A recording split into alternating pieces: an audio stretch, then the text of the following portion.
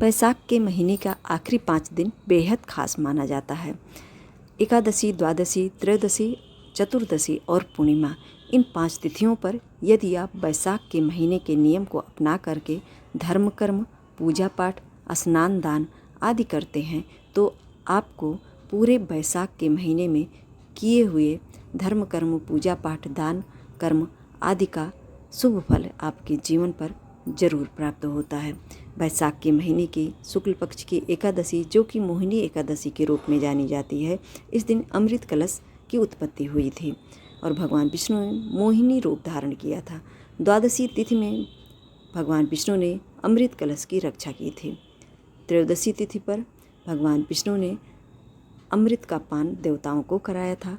चतुर्दशी तिथि पर नरसिंह अवतार धारण करके राक्षसों का संहार किया था। पूर्णिमा तिथि पर भगवान विष्णु ने देवताओं को उनका साम्राज्य वापस दिलवाया था। इस तरह से इन 5 तिथियों का हमारे शास्त्र में बेहद महत्वपूर्ण दिन माना गया है।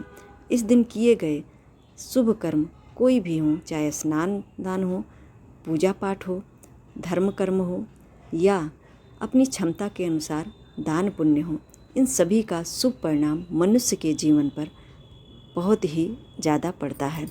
ऐसे में आप अपनी क्षमता के अनुसार यदि पूरे बैसाख के महीने में कोई भी कार्य नहीं किए हैं तो इन 5 तिथियों में ज़रूर कीजिए। बैसाख के महीने की शुक्ल पक्ष की एकादशी का व्रत अवश्य करें। इससे जाने अनजाने में किए हुए पापों का नाश होता है। द्वादशी तिथि पर भगवान विष्णु के मधुसूदन स्वरूप का पूजन करें। इससे भगवान विष्णु की विशेष कृपा प्राप्त होती है। त्रयोदशी तिथि पर भगवान विष्णु और भगवान शिव का आप विशेष रूप से पूजन करें। इस दिन तिल का दान करने से और तिल से हवन करने से मनुष्य के जीवन में किए हुए पापों का क्षय होता है और भगवान विष्णु की कृपा जरूर प्राप्त होती है। इस महीने के प्रदोष व्रत को यदि आप धारण करते हैं तो दाम्पत्य जीवन में मनुष्य की खुशहाली आती है।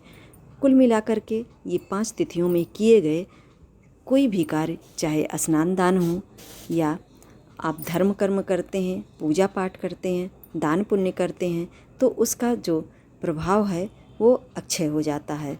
भगवान विष्णु की विशेष कृपा प्राप्त होती है।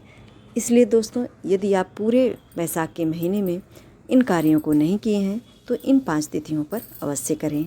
इन 5 तिथियों में बैसाख के महीने का नियम लेते हुए सुबह में ब्रह्म मुहूर्त में उठ जाइए और नित्य कर्म से निवृत्त होने के उपरांत चौकी लगा करके भगवान विष्णु का विधि विधान से पूजन करें या अपने मंदिर में ही करें और पूरा दिन भगवान विष्णु का ध्यान करें और श्रीमद् भागवत गीता का पाठ करें। शाम को अपने घर के सभी मुख्य कोने पर दीप दान करें। माता तुलसी का विधि विधान से पूजन करें और वहाँ पर छोटी सी रंगोली बना करके दीप जलाएं, चावल का आसन दे करके।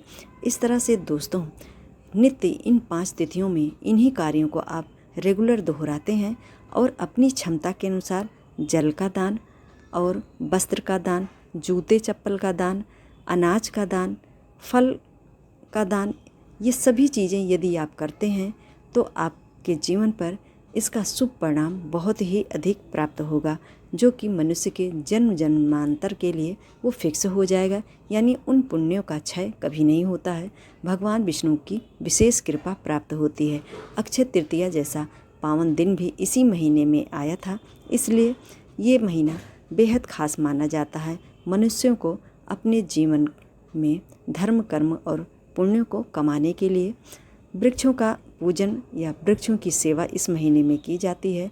गर्मी अधिक होने के कारण उन्हें जल की आवश्यकता होती है, तो हो सके तो आप इन 5 तिथियों में ही जा कर के किसी देव वृक्ष का आप पूजन करें, वहाँ पर जल प्रतिदिन समर्पित करें। ये जल सींचने से पेड़ पौधों को भी पोषण मिलता है और उसकी शुभता हमारे जीवन पर अवश्य प्राप्त होती है। कुल मिलाकर के इन 5 तिथियों में यदि आप पूरे बैसाख के महीने के नियम को अपना करके इन सभी कार्यों को करते हैं तो आपके जीवन में उसका शुभ परिणाम अवश्य प्राप्त होता है। हमारी जानकारी यदि आपको थोड़ी सी भी हेल्पफुल लगी हो, हमारे वीडियो को ज़्यादा से ज़्यादा शेयर कर दीजिएगा। चैनल पर दोस्तों यदि आप नए हों तो सब्सक्राइब ज़रूर कर दीजिएगा। जय श्री कृष्णा, राधे राधे।